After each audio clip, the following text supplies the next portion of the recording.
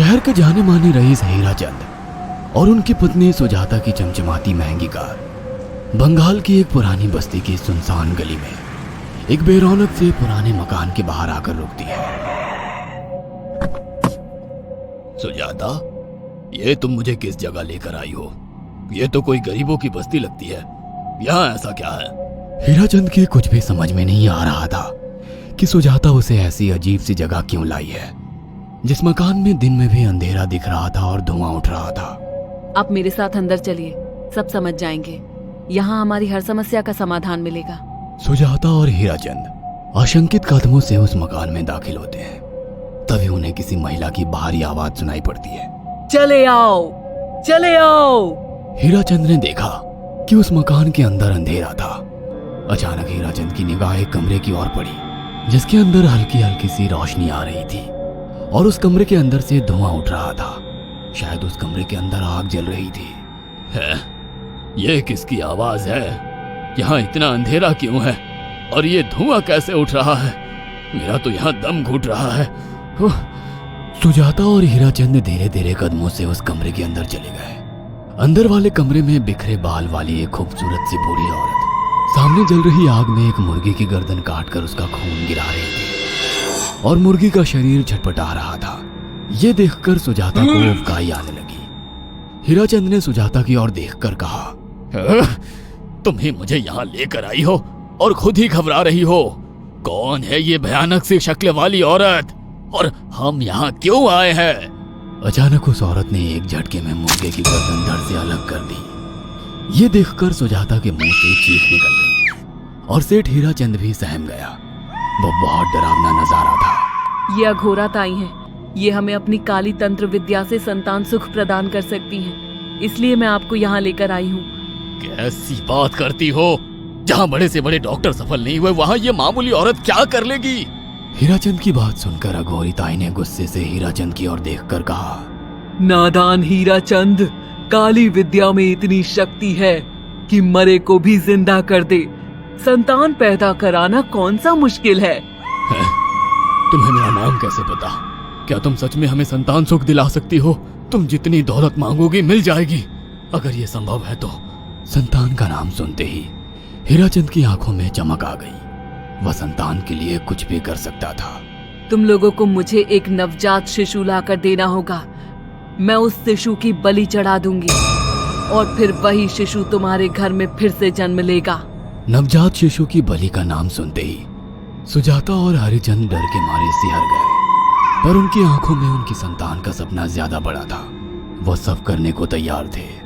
अघोरा ताई, आप जैसा कहेंगे हम वैसा करेंगे। बस हमें संतान सुख दिला दो। बिना वारिस के हमारी दौलत किस काम की? संतान सुख के लिए अंधे हो चुके सुजाता और हरिचंद अपनी नौकरानी शीला से एक नवजात बच्ची चोरी करवा के अघोरी ताई को दे देते हैं।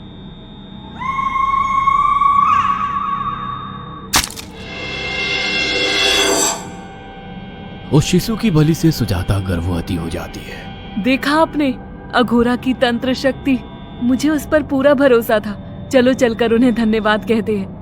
हीराचंद और सुजाता अघोरा ताई के पास पहुंचते हैं। वो दोनों बहुत खुश थे और अघोरा पर उन्हें अंधविश्वास हो गया था। अघोरा ताई, आप महान तंत्रिका है।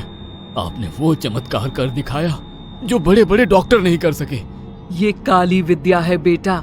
अगर तुम दोनों चाहो तो मैं इस विद्या से तुम दोनों को हमेशा के लिए जवान बना सकती हूँ। क्या सच में ऐसा संभव है? हाँ बिल्कुल, पर इसके लिए तुम्हें जवान लड़के और लड़कियों की बलि चढ़ानी होगी। तुम उन्हें यहाँ तक लाओ, बाकी मैं देख लूंगी। जवान रहने की लालच में अंधे सुजाता और हरिचंद एक अनाथ आश्रमों से हर रोज एक लड़की या लड़के को गोद लेने के बहाने अघोरी के पास बलि चढ़ाने ले जाने लगे। और एक दिन अघोरी ताई ने हीराचंद और सुजाता से इंसानी मांस खाने को कहा। पूरी तरह से इंसान से हैवान बन चुके अब वो दोनों इंसानी मांस खाने के लिए तैयार भी हो गए। ये गर्म खून और मांस खाकर तुम लोगों की उम्र भी बढ़ जाएगी। खाओ इसे। हाँ, सच में ये इंसानी मांस बड़ा स्वादिष्ट है।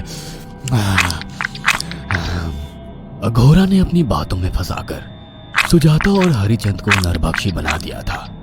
वो तीनों हर दिन बलि चढ़ाकर खून पीकर मांस खाने लगे। नौकरानी शीला भी नए शिकार लाने में उनकी मदद करती थी, मगर एक दिन शीला को शिकार नहीं मिला।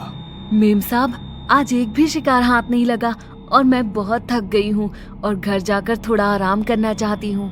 कोई बात नहीं शीला, एक छोटा सा काम है, तुम हमारे साथ चलो, लौटते में हम तुम्हें घर छोड़ देंगे। जी मेम साहब। शीला नहीं जानती थी कि शिकार नहीं मिलने से सुजाता और हरिचंद अंदर से बौखला गए थे और उनके दिमाग में एक शैतानी चाल चल रही थी। सुजाता, ये बेहोशी की दवा है। शीला के कार में बैठते ही तुम उसे सुंघा देना। आज हमें इसी की बलि देनी होगी। इसने हमारे यहाँ का बहुत खाना खाया, अब हम लोग इसे खाएंगे। वैसे भी ये आगे चल के हमारे लिए खतरा बन सकती थी। कार में बैठते ही सुजाता शीला को बेहोश कर देती है और वो लोग सीधे अघोरी ताई के यहाँ पहुंच जाते हैं, जहाँ अघोरी ताई शीला की बलि चढ़ा देती है और तीनों मिलकर उसे नोच कर खाते हैं।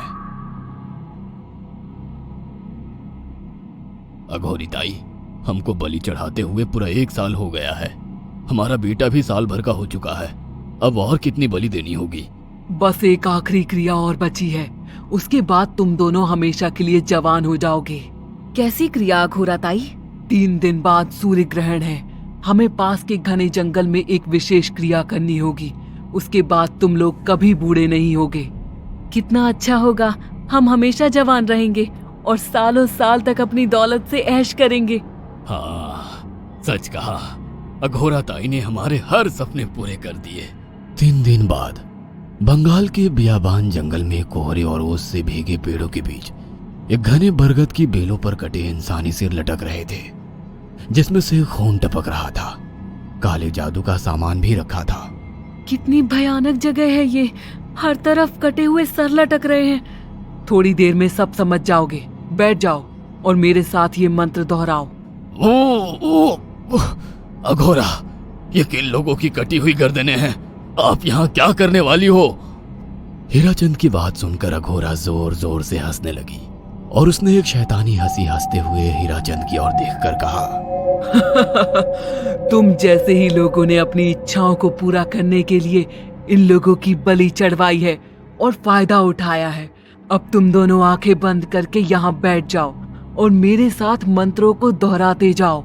अघोरा ने सुजाता और हरिचंद को वशीकरण मंत्र और काले जादू के इस्तेमाल से सम्मोहित कर दिया और देखते ही देखते वो एक भयानक डायन में बदल गई और चीखती हुई बोली, अब मैं तुम दोनों की बलि चढ़ाकर अमर हो जाऊंगी, क्योंकि तुम लोगों ने 100 लोगों की बलि का खून पिया है। देखते ही देखते उस डायन ने फरसे से एक एक करके सुजाता और हरिचंद की गर्दन काटकर जल रही आग में बलि चढ़ा दी और उनका गर्म खून पीने लगी। जब तक तुम जैसे मूर्ख और लालची लोग अपने फायदे के लिए दूसरों को मेरे पास लाते रहेंगे, मैं उनका फायदा उठाकर ऐसे ही उनकी बलि चढ़ाती रहूंगी। दरअसल अघोरा एक डायन थी और अपना स्वार्थ पूरा करने के लिए उसने हीराचंद और सुजाता की लालच का फायदा उठाकर उनकी भी बलि चढ़ा दी। बुरे काम का बुरा ही नतीजा मिलता है। अगर आपको हमारी ये कहानी पसंद आई हो तो इसे लाइक और शेयर करना ना भूलें। साथ ही ऐसी और नई कहानियों के अपडेट्स पाने के लिए हमारे चैनल अक्षु टीवी को जरूर सब्सक्राइब करें।